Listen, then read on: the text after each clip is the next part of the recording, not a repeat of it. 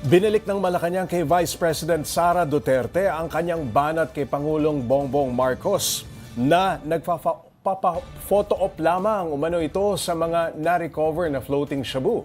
Kasabay niyan, kinwestiyon ng palasyo kung sino ang gumastos sa mga biyahe abroad ng bise. Para bigyan ng mukha ang balita, Mobile Journal Julie Baiza. Heto si PBBM nung sirain ng mga nasabat na iligal na droga sa Kapas Tarlac.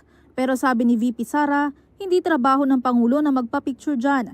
Sagot naman sa kanya ng palasyo, ang Pangulo ay gumising ng maaga kahapon. Pumunta sa Tarlac, nagtrabaho, nagutos, hindi nagbakasyon, at binantayan ang pagkasira ng iligal na droga. Nais ng Pangulo na masawata ang ang iligal na droga sa ating bansa.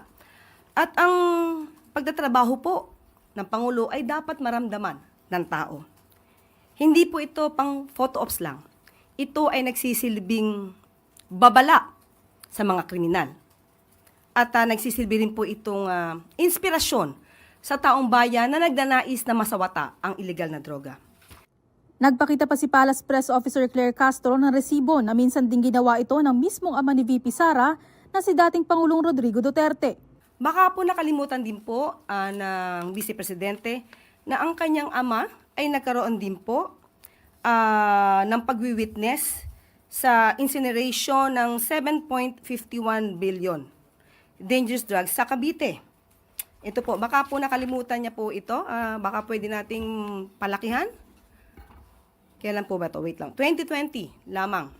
So, baka nakalimutan po ito ni Vice Presidente. So, ang pagtatrabaho po naman ay hindi dapat itago. Dapat nakikita ng taong bayan. Dapat nagre-report ang Pangulo sa taong bayan. Buti nga raw sana kung trabaho lang ang itinatago. Paano daw yung mga drogang naglaho noong 2018 sa ilalim ng Administrasyong Duterte?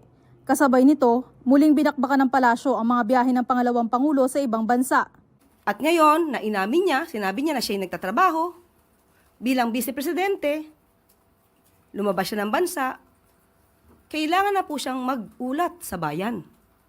Ano ang ginawa niya sa Australia? Ano ang naging resulta ng kanyang official function sa pagganap sa kanyang official functions sa Australia? At kailangan din niya pong iulat sa taong bayan kung sino yung mga kasama niya at kung lahat ba ng kasama niya ay pinondohan lamang niya. Nitong Martes lang na makauwi ng bansa si Inday Sara mula Australia. Noong unang linggo ng Hunyo, bumiyahe rin siya pa Qatar at the Netherlands. Mobile Journal Julie Baiza po, hatid ang mukha ng balita.